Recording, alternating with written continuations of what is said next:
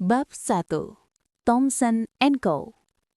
Pukul 7.30, masih sangat pagi untuk jalanan di Belgrave Square, London. Tapi sepagi ini, taman kecil yang dipenuhi pepohonan besar dan dikelilingi oleh berbagai kantor kedutaan besar itu ramai. Turis lokal sudah memenuhi taman, membawa kamera keluaran terkini, riang sibuk berfoto, sendirian, bersama teman, atau dengan keluarga kecil sambil mendorong stroller bayi. Ini hari libur. Kedutaan dan perkantoran di sekitar Belgrave Square terkunci rapat. Tapi bukan itu tujuan mereka. Para turis yang bersemangat itu hendak menuju Istana Buckingham, kediaman resmi Ratu Inggris. Radius beberapa kilometer dari istana, taman-taman kota mulai dari St. James Park, Kensington Garden, Belgrave Square hingga Trafalgar Square telah dipenuhi turis. Mereka bergerak menuju titik yang sama sambil membawa bendera dan simbol-simbol kerajaan Inggris. Zaman, nama lengkapnya Zaman Zulkarnain, dan dia bukan turis. Baru saja keluar dari stasiun kereta bawah tanah Victoria, 800 meter sebelah tenggara Belgrave Square. Bergegas dia berjalan di antara rombongan pelancong. Zaman merapatkan mantel tebalnya. Angin kencang yang menerbangkan dedaunan kering membuat anak muda usia 30 tahun yang berasal dari negara tropis itu menggigil. Dia tidak pernah terbiasa iklim London, walaupun sudah menetap sejak menyelesaikan kuliah master hukum di Oxford University. Hello, my friend. Rajendra Khan, pemilik kios makanan di dekat stasiun, menyapa. Zaman melihat pergelangan tangan, masih ada waktu beberapa menit. Memutuskan berhenti sejenak demi mencium aroma lezat daging panggang. Perutnya lapar, dia belum sempat sarapan. Sejak kapan kamu tertarik menghadiri acara di istana? Rajendra basi-basi bertanya. Zaman menggeleng, menunjuk pakaian formal yang dikenakannya. Kalau begitu, kamu berangkat bekerja. Iya, Zaman menjawab pendek sambil memesan roti isi daging. Astaga, ini hari Sabtu, my friend. Apakah pengacara seperti kalian tidak mengenal hari libur? Tangan Rajendra lincah menyiapkan pesanan. Zaman mengangkat bahu. Anda juga tidak pernah libur, Tuan Khan. Kios ini selalu buka. Itu berbeda, my friend. Ini kios makanan, bukan pekerjaan kantor. Tapi aku tidak akan berdebat dengan pengacara. Aku pasti kalah. Sebagai informasi, ini hari yang penting. Turis akan memadati Istana Buckingham, peringatan Remembrance Day. Kios makanan ini akan terkena dampak ramainya acara itu. Tentu aku tidak akan menutupnya. Meski usia, perawakan dan penampilan berbeda sangat jauh, mereka berdua kenal baik. Sesama warga pendatang, akrab dengan sendirinya sejak bertemu.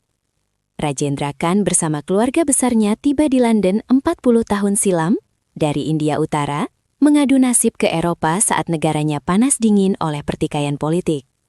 Sementara Zaman tiba di London sebagai mahasiswa dari Indonesia 6 tahun lalu. Sejak diterima magang di salah satu firma hukum yang memiliki kantor di Belgrave Square, Zaman sering berhenti di kios milik Rajendra. Persis keluar dari anak tangga stasiun Victoria, kios makanan ini terlihat mencolok. Tanda halal di atas gerai kios membuat Zaman tidak perlu bertanya dua kali, langsung menyukainya. Mereka berkenalan antara pembeli dan penjual. Percakapan singkat hanya 60-90 detik, tapi karena nyaris setiap hari bertemu, mereka mengenal satu sama lain dengan baik lewat rangkaian potongan-potongan percakapan pendek. Zaman menyerahkan selembar 10 pound sterling. Sekaligus untuk membayar roti daging 2 hari lalu, Tuan Rajendra, aku lupa membayarnya. Kemudian melambaikan tangan. Dia harus kembali bergegas.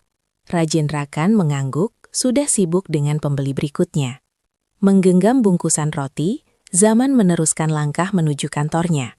1-2 bus London yang terkenal itu, bus tingkat berwarna merah, melintas di jalanan, dipenuhi penumpang. Ini bukan pagi yang menyenangkan bagi Zaman. Saat sebagian besar penduduk London bersiap menyambut acara peringatan pahlawan perang di Istana Buckingham, saat dia memutuskan bersantai sepanjang hari di apartemen, karena dia jelas bukan penduduk lokal, tidak tertarik dengan acara kerajaan, telepon genggamnya mendadak berbunyi. Dia menyesal lupa menonaktifkan telepon. Tapi itu telepon yang sangat penting, dari Sir Thomson, partner senior firma hukum tempatnya bekerja. Sejak magang setahun lalu, kemudian diangkat menjadi junior associate 6 bulan terakhir, Zaman tidak pernah bicara langsung, apalagi di telepon seorang partner. Dia hanya berurusan dengan senior lawyer, atau kalaupun ada pekerjaan dengan Sir Thompson, maka kontak dan sebagainya melalui sekretaris. Pagi ini dia justru ditelepon langsung penguasa tunggal firma. Sedikit canggung mengangkat telepon. Sir Thompson tidak banyak bicara, hanya menyuruhnya segera datang ke kantor 30 menit. Tanpa banyak protes, Zaman mengangguk, bergegas berganti baju, berlarian ke stasiun kereta bawah tanah terdekat dari apartemen, kapsul kereta melewati 2 stasiun, tiba di stasiun Victoria, menaiki anak tangga ke permukaan kota London, lantas berjalan kaki menuju Belgrave Square, melintasi lautan turis yang semakin ramai. Ini persis sama seperti 2 tahun lalu saat dia hendak wawancara magang. Petugas administrasi firma meneleponnya pagi-pagi sekali, bilang dia ditunggu di kantor 30 menit. Segera! Zaman berseru tidak percaya. Waktu itu dia masih tinggal di kawasan kampus, jarak Belgrave Square dari Oxford 100 km lebih. Bagaimana mungkin dia bisa tiba di sana dalam waktu 30 menit? Belum lagi pukul 9 Zaman sudah terlanjur ada janji konsultasi dengan salah satu profesor pembimbing yang terkenal sulit di kampus. Thompson & Co? Profesor pembimbingnya berseru, memastikan tidak salah dengar. Zaman mengkerut. Dia cemas itu pertanda dia tidak bisa membatalkan janji. Jika profesor keberatan, aku akan bilang tidak untuk interview itu. Ini bukan firma hukum yang menjadi targetku setelah lulus. Aku bahkan tidak mengenalnya. Keberatan? Apa kamu bilang, Zaman? Ini kabar brilian, bergegas berangkat anak muda. Kita bisa kapanpun menyusun ulang jadwal konsultasi tugas akhir. Tapi Thompson & Co, kesempatan itu tidak akan datang sekali dalam 100 tahun. Tapi aku tidak mengenal firma hukum ini, Prof. Tentu saja tidak. Mereka adalah legenda hidup yang jarang diketahui. Mereka tidak semegah Latham & Watkins atau seglamur Baker & McKinsey, penguasa firma hukum dunia. Tapi nama Thompson & Co selalu disebut dengan penuh kehormatan. Laksana manuskrip kuno dari belantara hukum yang kadang kala kejam. Kantor mereka seperti kuil suci. Pengacara mereka adalah kesatrianya. Aku tidak ingat kapan terakhir kali lulusan Oxford pernah bergabung di sana. Ini kesempatan terbaik bagimu, Zaman. Berangkatlah ke Belgrave Square. Sementara kereta bawah tanah melesat menuju pusat kota London. Zaman menghembuskan nafas lega. Dengan demikian, dia tidak perlu berhenti di stasiun kampus berikutnya, menutup telepon. Panggilan wawancara super mendadak ini sebenarnya membingungkan. Dari sekitar 6 aplikasi magang yang dia kirim, Zaman tidak pernah mengirim aplikasi ke firma hukum itu. Bagaimana mungkin dia tiba-tiba diundang interview? Dan apa yang dibilang profesor pembimbingnya, kesatria kuno?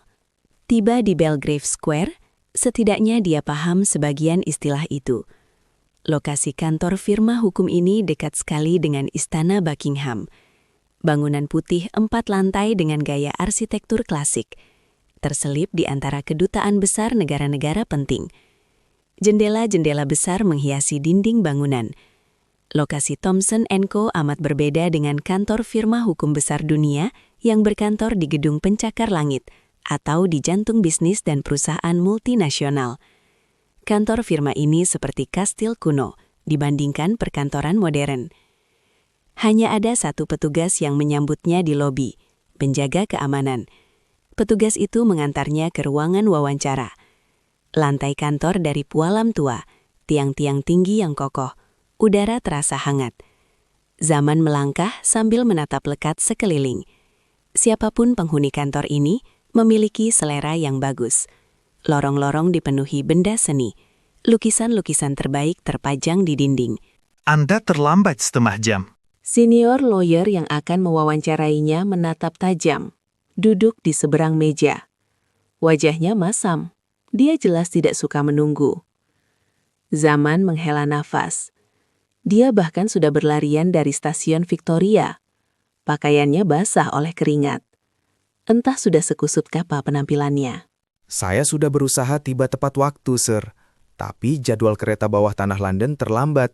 Jalanan kota juga padat. Tidak ada alternatif. Memintaku tiba di sini dalam waktu 30 menit itu impossible. Kecuali jika menaiki helikopter. Lantas kenapa Anda tidak meminta helikopter kepada petugas kami yang menelpon? Senior lawyer berusia 50 tahun itu berseru dengan aksen daratan Inggris yang kental. Zaman menelan ludah. Itu bergurau atau sarkasme? Waktu itu, Zaman tidak tahu betapa seriusnya kalimat senior lawyer yang mewawancarainya. Firma hukum ini memiliki 2 helikopter dan 3 pesawat jet pribadi terparkir rapi di London City Airport. Kapanpun dibutuhkan, pilot akan menerbangkannya dengan cepat. Baiklah, kita lupakan soal keterlambatanmu. Silahkan duduk. Namaku Eric Morning, senior lawyer Thomson & Co. Anda bisa memanggilku langsung Eric, aku tidak keberatan. Aku yang akan mewawancaraimu setengah jam ke depan. 4 pertanyaan, 4 jawaban. Interview ini selesai. Anda memang tidak pernah mengirim aplikasi ke kami, jadi tidak perlu mengingat-ingatnya. Kami tidak menerima aplikasi dari manapun. Firma hukum ini memiliki pendekatan yang berbeda. Kami bukan yang terbesar secara statistik, dan kami memang tidak tertarik dengan berapa jumlah karyawan. Di luar paralegal, staf, dan petugas pendukung, firma hukum ini hanya digerakkan oleh satu partner, Sir Thomson sendiri, dengan 6 senior lawyer. Ketika salah satu dari mereka pergi, entah itu partner atau senior lawyer, kami baru merekrut anggota baru. Satu senior lawyer kami pensiun 2 minggu lalu setelah mengabdi 60 tahun di firma ini. Dan disinilah Anda sekarang, salah satu kandidat. Kami mengundang 12 mahasiswa fakultas hukum terbaik dari seluruh dunia untuk mencari calon penggantinya. Anda yang ke-12, orang terakhir yang harus kutemui. Anda sudah siap. Tanpa basa-basi lagi, Eric memulai wawancara. Zaman terdiam, menelan ludah. Itu bukan model wawancara magang biasa. Itu pengalaman yang sangat berbeda. Ada 4 pertanyaan dalam wawancara itu. Dia tidak diuji tentang pengetahuan hukum, simulasi kasus, pendapatnya tentang sebuah keputusan, atau tentang motivasi kerja, kemampuan kerjasama tim, preferensi karir, dan sebagainya. 1 dari 4 pertanyaan itu hanya tentang jika berkata jujur akan membuat 4 orang jahat terbunuh mengenaskan, sedangkan berbohong akan membuatnya selamat, maka pilihan apa yang akan Anda ambil? Setengah jam berlalu, senior lawyer menutup wawancara, bilang hasilnya akan diberitahukan beberapa hari kemudian. Selamat pagi, petugas pintu depan menyapa ramah, memutus kenangan 2 tahun lalu. Zaman membalas salam pendek. Dia baru saja menaiki 3 anak tangga melewati pintu depan. Biar aku saja yang menggantungkannya. Anda sudah ditunggu di ruang meeting. Terima kasih. Masih memegang bungkusan roti isi daging, Zaman melangkah di lorong bangunan, menuju ruang pertemuan dengan pintu terbuka. 2 orang telah menunggu di sana, sibuk membaca berkas di atas meja, sesekali berdiskusi serius. Perapian menyala, membuat ruangan terasa hangat. Selamat pagi, Sir Thomson. Zaman menyapa lebih dulu. Orang yang dipanggil Sir mengangkat kepalanya dari kertas di atas meja. Usianya sekitar 75 tahun, rambutnya memutih, tapi kurat wajahnya berwibawa, aksen suaranya berat, fisiknya masih kokoh. Akhirnya kamu tiba. Sempurna tepat waktu. Dia tidak pernah terlambat lagi sejak wawancara 2 tahun lalu. Eric yang dulu mewawancarai Zaman, duduk di sebelah Sir Thomson, tertawa kecil. Silahkan duduk, Zaman. Tolong pintunya ditutup lebih dulu. Kita belum pernah bicara secara langsung, bukan? Sir Thomson bertanya. Zaman mengangguk. Dia hanya beberapa kali berada satu ruangan dengan Sir Thomson, atau satu acara, atau saling menyapa pendek saat bertemu di lorong kantor. Tidak lebih dari itu. Sudah berapa lama kamu menjadi associate di firma ini? Sir Thomson bertanya lagi. Tepatnya itu hanya basa-basi pembuka percakapan. Dia jelas tahu persis. Hanya ada 6 lawyer senior di kantor, satunya telah pensiun, 1 associate. Itu bukan jumlah yang terlalu banyak untuk diingat. 1 tahun. Well, 1 tahun. Itu waktu yang sangat singkat. Aku dulu butuh 6 tahun agar ayahku mempercayaiku menjadi 1 di antara 6 lawyer. Tapi Eric memuji tinggi hasil pekerjaanmu, termasuk prestasi setahun sebelumnya di masa magang. Aku tidak tahu apakah ini akan jadi keputusan yang baik, tapi sepertinya tidak ada pilihan lain. Kita sedang dalam situasi khusus, Nak. Firma hukum ini membutuhkan keahlian lawyer terbaiknya. Zaman mendengarkan seksama setiap kata. Dia tidak akan dipanggil pagi buta hari Sabtu ke kantor jika ini tidak mendesak. Dan Sir Thompson tidak akan bicara langsung padanya jika ini tidak penting. Dua hal itu cukup untuk menggenapi kriteria situasi khusus. Apa yang sedang terjadi? Kamu sudah bisa menebaknya. Kabar duka. Salah satu klien besar firma hukum telah meninggal 6 jam lalu di Paris. Sejujurnya, aku baru tahu betapa besarnya klien ini. Eric menerima informasi itu 90 menit lalu. Memeriksa 1-2 hal, menemukan fakta yang mencengangkan, lantas bergegas memberitahuku. Sesuai prosedur firma, pertemuan ini harus segera dilakukan. Karena kita akan menangani warisan klien tersebut, melakukan settlement. Kamu bisa menebak berapa nilai warisannya?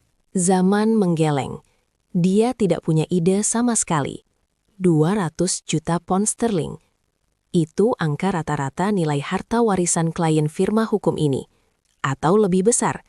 Karena Sir Thompson menyebutnya salah satu klien firma besar. 500 juta pound sterling mungkin. Dengan harga saham penutupan kemarin sore, nilainya 1 miliar pound sterling, Zulkarnain. Sir Thompson mengusap rambut putihnya. Zaman terdiam.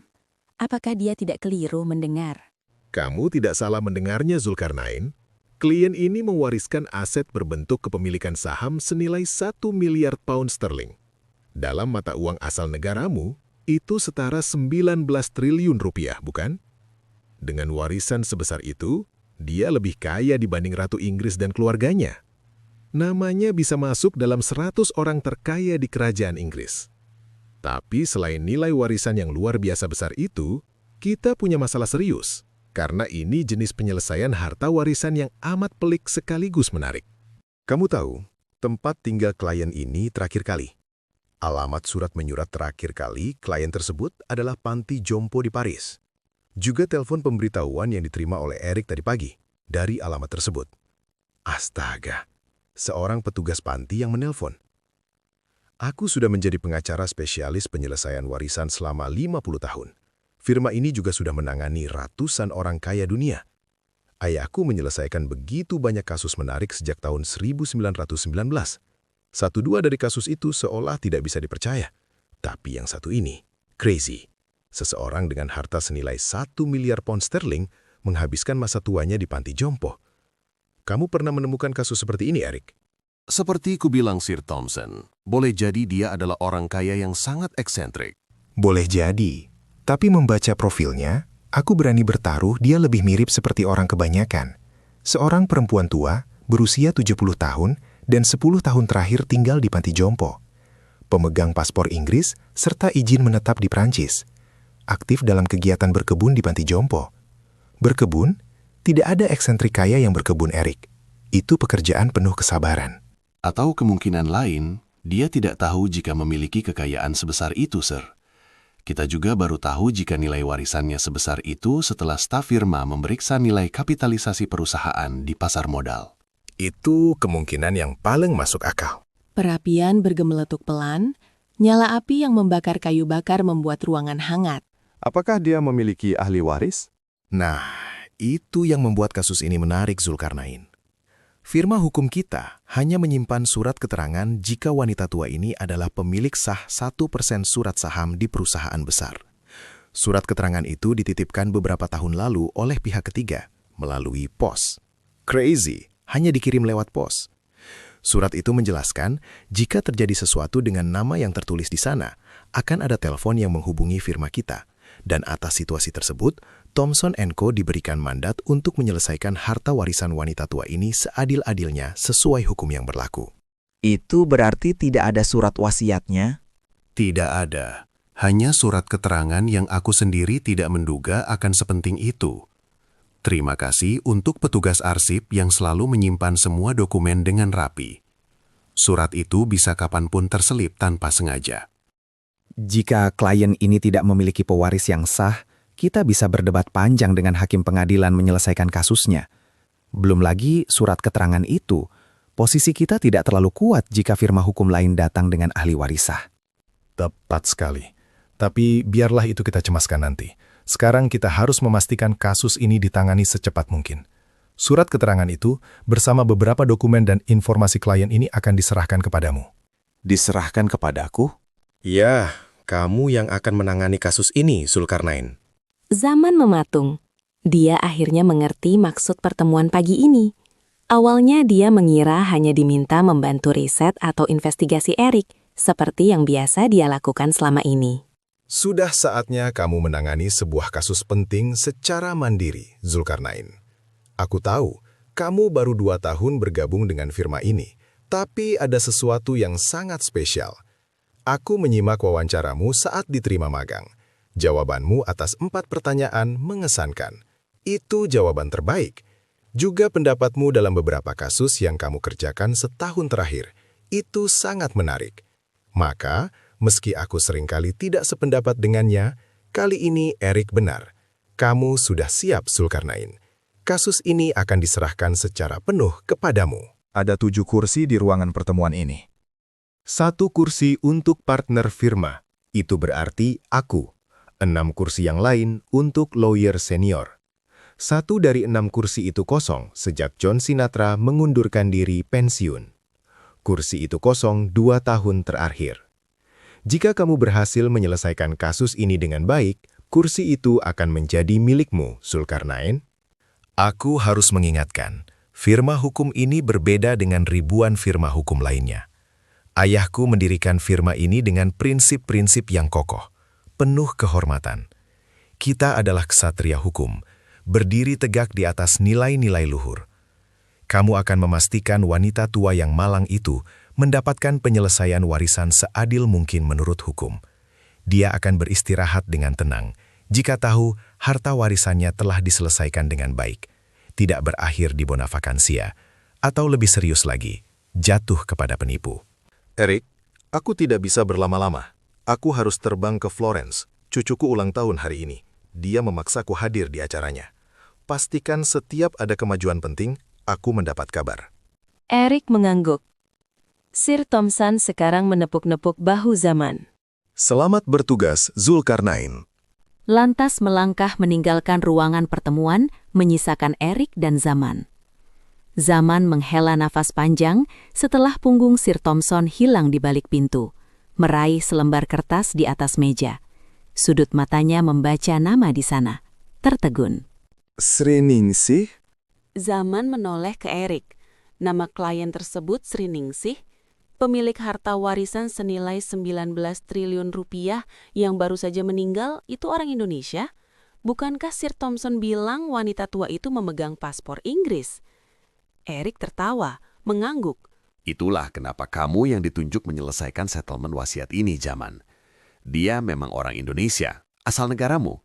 Kamu bisa menelusuri kehidupan masa lalunya dengan mudah, termasuk mencari ahli warisnya yang mungkin masih hidup. Bergegas, pesawat jet telah menunggumu di bandara. Kamu harus segera ke Paris, mengunjungi panti jompo. Aku akan menyuruh beberapa staf membantumu dari London. Zaman mengangguk. Tidak ada waktu untuk bercakap-cakap lagi. Dia hafal SOP firma. Setiap ada situasi khusus seperti ini, semakin cepat firma hukumnya bertindak, semakin baik. Zaman bergegas membereskan berkas-berkas di atas meja, mengepitnya, kemudian melangkah menuju pintu.